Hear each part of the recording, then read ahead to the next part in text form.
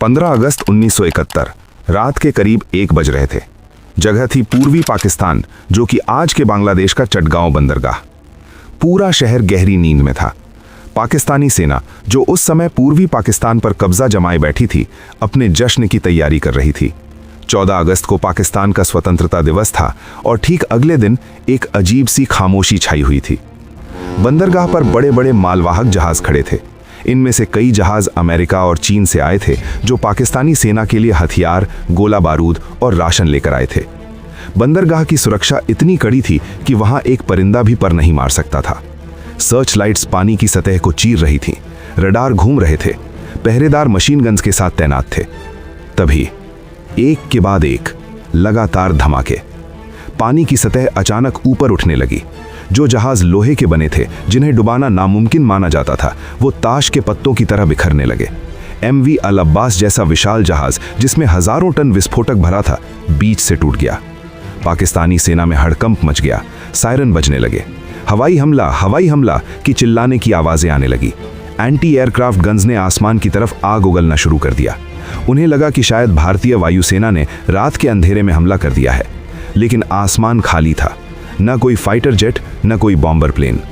फिर उन्हें लगा कि शायद भारतीय पनडुब्बियों ने पानी के नीचे से टॉर्पीडो दागे हैं। सोनार चेक किया गया, लेकिन पानी के नीचे भी कोई पनडुब्बी नहीं थी।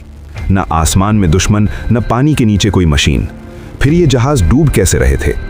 वो कौन था जो पाकिस्तान की नाक के नीचे उनकी सबसे सुरक्षित जगह पर तबाही मचाकर बिना एक भी गोली चलाए गायब हो गया? ये कहानी किसी फैंटम या भूत की नहीं है। ये कहानी है उन मुट्ठी भर निडर नौजवानों की, जिन्होंने सांस रोककर, मौत को गले लगाकर दुनिया के इतिहास का सबसे खतरनाक साइलेंट वॉर यानी खामोश युद्ध लड़ा। नमस्कार दोस्तों, आज हम पानी की गहराइयों में छिपे उस राज से पर्दा उठाएंगे जिसे ऑपरेशन जैकपॉट के नाम से जाना जाता है। एक ऐसा मिशन जिसने 1971 की जंग का रुख ही मोड़ दिया। इस घटना की जड़ें उस रात से कुछ महीने पहले मार्च 1971 में गड़ी थीं। पाकिस्तान 2 हिस्सों में बटा हुआ था, पश्चिमी पाकिस्तान और पूर्वी पाकिस्तान। हुकूमत पश्चिम की थी, लेकिन संसाधन और जनता पूर्व की। जब पूर्वी पाकिस्तान ने अपनी आवाज उठाई, तो जवाब में उन्हें मिला ऑपरेशन सर्च लाइट। ये एक नरसंहार था। पाकिस्तानी सेना ने अपने ही लोगों पर गोलियां चलानी शुरू कर दी। ढाका यूनिवर्सिटी से लेकर गांवों तक लाशों के ढेर लग गए। जान बचाने के लिए लाखों शरणार्थी भारत की तरफ भागने लगे।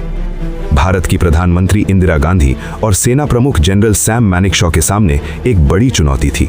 भारत सीधे तौर पर युद्ध नहीं छेड़ सकता था, क्योंकि अंतर्राष्ट्रीय दबाव बहुत ज्यादा था, लेकिन हाथ पर हाथ धरे बैठना भी मुमकिन नहीं था। शरणार्थियों का बोझ भारत की अर्थव्यवस्था को तोड़ रहा था। हमें कुछ ऐसा करना था जो दुश्मन को अंदर से खोखला कर दे, उसकी सप्लाई लाइन काट दे, क्योंकि कोई भी सेना भूखे पेट या बिना गोलियों के नहीं लड़ सकती। और पाकिस्तान की सारी सप्लाई, तेल, हथियार, राशन समुद्र के रास्ते जहाज़ों से आती थी। अगर इन जहाज़ों को रोक दिया जाए तो पाकिस्तानी सेना अपने आप घुटनों पर आ जाएगी। लेकिन सवाल ये था, ये करेगा कौन? भारतीय नेवी अभी खुले तौर पर युद्ध में नहीं उतर सकती थी। यहीं से जन्म हुआ एक ऐसे आइडिया का जो सुनने में पागलपन लगता था। नई दिल्ली के नॉर्थ ब्लॉक के बंद कमरों में एक गुप्त बैठक चल रही थी। नेवल इंटेलिजेंस के डायरेक्टर कैप्टन मिहिर रॉय और naval chief admiral SM Nanda ने एक अजीब प्रस्ताव रखा। उनका कहना था, हम अपनी नेवी के जहाज नहीं भेजेंगे, हम मुक्ति वाहिनी के उन नौजवानों का इस्तेमाल करेंगे जो भारत भाग कर आए हैं। लेकिन यहाँ एक बहुत बड़ी समस्या थी। ये नौजवान कोई सैनिक नहीं थे। ये छात्र थे, किसान थे, मछुआरे थे। इन्होंने कभी बंदूक नहीं पकड़ी थी, कभी अनुशासन नहीं देखा था। क्या इन्हें दुनिया के सबसे खतरनाक नेवल मिशन के लिए तैयार किया जा सकता था? कैप्टन मिहिर रॉय का जवाब था, हाँ, क्योंकि उनके पास वो हथियार है जो किसी ट्रेनिंग से बड़ा है, बदले की आग। उन्होंने अपने परिवार को मरते देखा है, वो किसी भी हद तक जा सकते हैं। इस मिशन का जिम्मा सौंपा गया एक बेहद सख्त और काबिल ऑफिसर को, कमांडर MN सामंत को। कमांडर सामंत को कोवर्ट ऑपरेशंस का हेड बनाया गया। उन्हें कहा गया, इन लड़कों को ऐसी ट्रेनिंग दो कि ये पानी के अंदर भी सांस ले सकें और दुश्मन के जहाज को बिना भनक लगे उड़ा सकें। दोस्तों, किसी भी सेना के लिए सबसे बड़ी ताकत उसके अफसर होते हैं। मुक्ति वाहिनी के पास जोश था, लेकिन अनुभव नहीं। उन्हें लीड करने के लिए किसी एक्सपर्ट की जरूरत थी, और ये एक्सपर्ट्स मिले एक बहुत ही फिल्मी और रोमांचक तरीके से। मार्च 1971 में फ्रांस के टूलोन शहर में एक पाकिस्तानी पनडुब्बी PNS मैंग्रो खड़ी थी। इस पनडुब्बी के क्रू में कुछ बंगाली अफसर भी थे। जब उन्होंने रेडियो पर सुना कि उनके देश यानी पूर्वी पाकिस्तान में उनकी माँ बहनों के साथ क्या हो रहा है तो उनका खून खौल उठा। इनमें एक नाम था अब्दुल वाहिद चौधरी और उनके 7 साथियों ने एक बहुत बड़ा फैसला लिया। उन्होंने पाकिस्तानी नेवी से बगावत करने की ठान ली। सोचिए, विदेश की धरती पर जहां पाकिस्तानी खुफिया एजेंसी ISI की नज़र उन पर थी, वहां से भागना मौत के मुंह से निकलने जैसा था। ये 8 जाबाज, जिन्हें बाद में इतिहास ने दी 8 सबमरीनर्स कहा, अपनी जान हथेली पर रखकर वहां से भागे। वो स्पेन पहुंचे, फिर वहां से भारतीय दूतावास की मदद से भारत आए। इन 8 लोगों का भारत आना ऑपरेशन जैकपॉट के लिए गेम चेंजर साबित हुआ। अब हमारे पास ऐसे ट्रेनर थे जो पाकिस्तानी नेवी की नस नस से वाकिफ थे। मई 1971, पश्चिम बंगाल का मुर्शिदाबाद जिला, भागीरथी नदी का किनारा। यहाँ एक गुप्त ट्रेनिंग कैंप बनाया गया। इस कैंप का नाम रखा गया कैंप प्लासी। इतिहास का पहिया देखिए दोस्तों, 1757 में इसी जगह प्लासी की लड़ाई में नवाब सिराजुद्दौला को धोखे से हराया गया था और भारत ने अपनी आज़ादी खोई की। और अब 200 साल बाद ठीक उसी जगह पर एक और आज़ादी की लड़ाई की तैयारी हो रही थी, लेकिन इस बार हम किसी को गुलाम बनाने के लिए नहीं, बल्कि किसी को आज़ाद कराने के लिए लड़ रहे थे। कैंप प्लासी में करीब 400-500 बंगाली नौजवानों को चुना गया। शर्तें बहुत सख्त थीं। तैरना आना चाहिए, सीने में दम होना चाहिए और वापस न लौटने का डर नहीं होना चाहिए। कमांडर सामंत और उनके साथियों ने इन लड़कों की ट्रेनिंग शुरू की। ये कोई आम ट्रेनिंग नहीं थी। इन लड़कों को सिखाया गया कि पानी के अंदर घंटों कैसे रहना है, बिना ऑक्सीजन सिलेंडर के सिर्फ एक पाइप के सहारे कैसे तैरना है, पानी का बहाव, ज्वार भाटा और अंधेरे में दिशा कैसे पहचाननी है। लेकिन सबसे महत्वपूर्ण चीज जो उन्हें सिखाई गई वो थी उनका हथियार, लिम्पिट माइन। लिम्पिट माइन देखने में ये एक छोटे कछुए या उल्टी कढ़ाई जैसी होती है। इसके अंदर शक्तिशाली विस्फोटक भरा होता है और इसके नीचे लगे होते हैं बहुत ही ताकतवर चुंबक। कमांडोज को सिखाया गया कि उन्हें तैरते हुए दुश्मन के जहाज के नीचे जाना है, पानी के अंदर ही जहाज के पेंदे यानी लोहे की सतह पर इस माइन को चिपकाना है। ये चुंबक इतना तेज होता था कि एक बार चिपक गया तो उसे हाथ से निकालना नामुमकिन था। लेकिन खतरा इसमें नहीं था, खतरा था इसकी टाइमिंग में। माइन लगाने के बाद कमांडो को वहां एक सेफ्टी पिन खींचनी होती थी। पिन खींचते ही एक केमिकल रिएक्शन शुरू हो जाता था जो डेटोनेटर को एक्टिवेट करता था। लेकिन ये रिएक्शन पानी के तापमान पर निर्भर करता था। कभी कभी ये 30 मिनट में फट सकता था, कभी 2 घंटे में।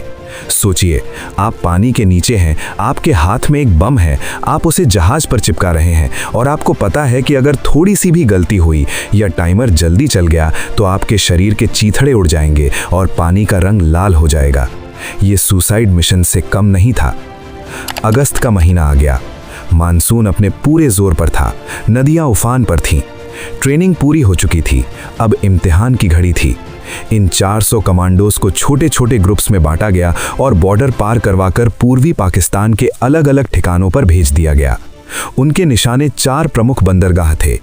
चटगांव बंदरगाह सबसे बड़ा और अहम, मोंगला, चांदपुर और नारायणगंज। ये कमांडोज अपने टारगेट के पास पहुंचकर छिप गए। वो लोकल मछुआरों के भेष में थे। दिन में वो झाड़ियों में टूटी नावों में छिपे रहते और रात को रेकी करते। उन्हें इंतजार था एक सिग्नल का। ये सिग्नल उन्हें कैसे मिलता? मोबाइल फोन थे नहीं, वॉकी टॉकी पकड़े जाने का डर था। तो भारतीय नेवी ने संचार का एक अनोखा तरीका निकाला, ऑल इंडिया रेडियो। तय ये हुआ कि आकाशवाणी के कोलकाता स्टेशन से एक खास गाना बजाया जाएगा। ये गाना पूरी दुनिया के लिए सिर्फ मनोरंजन था, लेकिन उन छिपे हुए कमांडोज के लिए ये मौत का फरमान था। 13 अगस्त 1971 सुबह के समय रेडियो पर एक गाना बजा। ये मशहूर गायक पंकज मलिक का गाना था। गाने के बोल थे, आमार पुतुल आज के प्रथम जाबे শ্বশুর বাড়ি, मतलब मेरी गुड़िया आज पहली बार अपने ससुराल जाएगी। आम आदमी के लिए ये एक मासूम गाना था, लेकिन कमांडोज के लिए इसका मतलब था स्टैंड बाय, 24 घंटे के अंदर हमला करना है, तैयार हो जाओ। कमांडोज ने अपनी माइंस चेक की, अपने फिन्स और चाकू तैयार किए, आखिरी बार अपने साथियों को गले लगाया। अगले दिन 14 अगस्त पाकिस्तान अपना स्वतंत्रता दिवस मना रहा था। ठीक उसी समय रेडियो पर दूसरा गाना बजा, आमी तोमाए जौतो शुनिए छिलेम गान, मतलब मैंने तुम्हें जितने भी गीत सुनाए। इसका मतलब था अटैक, आज रात ही हमला करना है। ये 14 और 15 अगस्त की दरमियानी रात थी। नियति का खेल देखिए, जिस दिन भारत 1947 में आज़ाद हुआ था, उसी तारीख को 1971 में बांग्लादेश की आज़ादी की नींव रखी जा रही थी। रात घनी थी, आसमान में बादल छाए हुए थे, जिससे चांद की रोशनी भी गायब थी। चटगांव बंदरगाह पर पानी एकदम काला और शांत था। कमांडो लीडर AW चौधरी ने अपनी घड़ी देखी, आधी रात हो चुकी थी। उन्होंने और उनके साथियों ने अपने शरीर पर तेल और ग्रीस लगाया। क्यों? ताकि पानी की ठंड से बच सकें और अगर कोई पकड़ने की कोशिश करे तो हाथ से फिसल जाएं। उन्होंने अपने पैरों में रबर के फिन्स पहने, कमर पर गमछा बांधा जिसमें खंजर और सूखा खाना था, और सीने से बांधी वो मौत की मशीन, लिम्पेट माइन।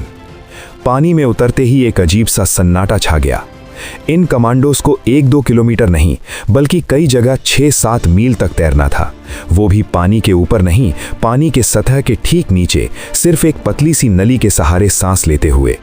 सबसे बड़ा खतरा था पाकिस्तानी गश्ती नौकाएं। वो रह रहकर पानी में सर्च लाइट मार रही थीं। जैसे ही लाइट आती, कमांडोज पानी के अंदर सांस रोककर नीचे चले जाते। अगर एक बुलबुला भी ऊपर आता तो ऊपर से गोलियों की बौछार हो सकती थी। उनके दिल की धड़कनें कानों में गूंज रही थीं। उन्हें जहाज़ों के प्रोपेलर की आवाज़ें सुनाई दे रही थीं। वो जहाज़ों के पास पहुंचे, विशालकाय जहाज़ जो ऊपर से लोहे के पहाड़ जैसे लग रहे थे। कमांडोज ने अपने चाकू से जहाज़ के पैंदे पर जमी काई को साफ किया। फिर क्लिक, लिम्पेट माइन को चुंबक से चिपका दिया। एक जहाज़ पर एक माइन काफ़ी नहीं थी, बड़े जहाज़ों पर 5-6 माइन्स लगाई गईं। हर माइन का टाइमर सेट किया गया 45 मिनट। अब उनके पास भागने के लिए सिर्फ 45 मिनट थे, और भागना भी उसी पानी के रास्ते था, तैरकर। थकान से बदन टूट रहा था, लेकिन रुकने का मतलब था मौत। रात के 1:40 हो रहे थे। कमांडो सुरक्षित दूरी पर पहुंचकर नदी के किनारे की झाड़ियों में छिप गए। वो भीगे हुए थे, कांप रहे थे, लेकिन उनकी नजरें बंदरगाह पर टिकी थीं। 1:45 AM पहला धमाका हुआ। बूम! आवाज इतनी तेज थी कि कई किलोमीटर दूर तक खिड़कियां हिल गईं। इससे पहले कि पाकिस्तानी संतरी कुछ समझ पाते, दूसरा धमाका, बूम! तीसरा, चौथा, पांचवां। अगले 30 मिनट तक चटगांव, मोंगला, चांदपुर और नारायणगंज के बंदरगाह धमाकों से गूंज रहे थे। जो जहाज कल तक पाकिस्तान का गुरूर थे, वो अब जलती हुई मशाल बनकर पानी में डूब रहे थे। MV अल अब्बास, MV ओरिएंट बार्ज, सब के सब तबाह हो गए। पानी में तेल फैल गया और उसमें आग लग गई। ऐसा लग रहा था जैसे नदी में आग बह रही है। पाकिस्तानी फौज पगला गई थी। वो अंधेरे में हर तरफ गोलियां चला रहे थे। उन्हें समझ ही नहीं आ रहा था कि दुश्मन कहां है। वो पानी में गोलियां मार रहे थे, हवा में मार रहे थे, लेकिन हमारे कमांडोज, वो तो अपना काम करके उस धुएं और अंधेरे का फायदा उठाकर गायब हो चुके थे। उस एक रात में, सिर्फ एक रात में लगभग 45 बड़े और छोटे जहाज डुबो दिए गए या बेकार कर दिए गए। तकरीबन 1 लाख टन का सामान पानी में समा गया। ये द्वितीय विश्व युद्ध के बाद दुनिया का सबसे बड़ा और सफल नेवल सैबोटाज ऑपरेशन था।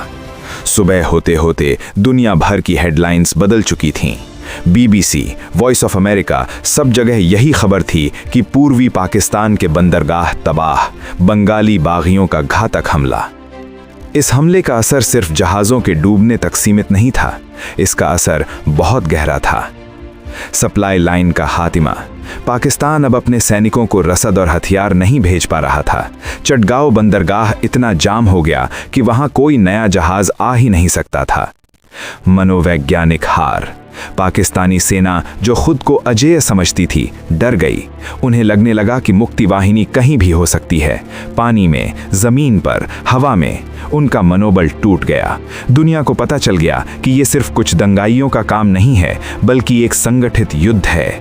इस ऑपरेशन ने यह साबित कर दिया कि साधारण लोग अगर ठान लें तो दुनिया की किसी भी ताकतवर फौज को धूल चटा सकते हैं। दिसंबर 1971 में जब असली युद्ध शुरू हुआ तो पाकिस्तानी सेना पहले से ही हताश और कमजोर हो चुकी थी। ऑपरेशन जैकपॉट ने उनकी रीढ़ की हड्डी पहले ही तोड़ दी थी। 16 दिसंबर 1971 को जब जनरल नियाजी ने 93,000 सैनिकों के साथ सरेंडर किया तो उस जीत की नींव उन गोताखोरों ने ही रखी थी। आज बांग्लादेश की नेवी का जन्म इन्हीं वीरों से माना जाता है। लेकिन दुख की बात यह है कि इतिहास की किताबों में अक्सर बड़े जनरलों और नेताओं का नाम होता है, वो लड़के जिन्होंने अपने शरीर पर ग्रीस पोता था, जिन्होंने मौत के अंधेरे पानी में छलांग लगाई थी, उनमें से कितनों के नाम हम जानते हैं? Captain M N. Samant, captain Mihir Roy और वो 8 बागी सबमरीनर्स और वो 500 से ज़्यादा अज्ञात नायक, ये वो लोग थे जिन्होंने बिना वर्दी के, बिना मेडल की चाह के एक देश का नक्शा बदल दिया। इसे कहते हैं द साइलेंट वॉर, एक ऐसी जंग जहां शोर सिर्फ धमाकों का था लेकिन वीरता खामोश थी। आपको क्या लगता है दोस्तों, क्या इतिहास में ऐसे और भी साइलेंट ऑपरेशंस हैं जिनके बारे में हमें नहीं पता? और अगर आप उस रात उन कमांडोज की जगह होते तो क्या आप इतना बड़ा जोखिम उठा पाते? अपने जवाब और राय नीचे कमेंट्स में ज़रूर लिखें। अगर आपको ये अनकही कहानी पसंद आई तो इस वीडियो को लाइक करें और अपने दोस्तों के साथ शेयर करें। और हाँ, ऐसी ही रोंगटे खड़े कर देने वाली सच्ची कहानियों के लिए हमारे चैनल को सब्सक्राइब करना न भूलें। मैं हूँ डॉको हिडन और मैं मिलूंगा आपसे अगले वीडियो में एक और रहस्य, एक और सच के साथ। तब तक के लिए जय हिंद, जय भारत।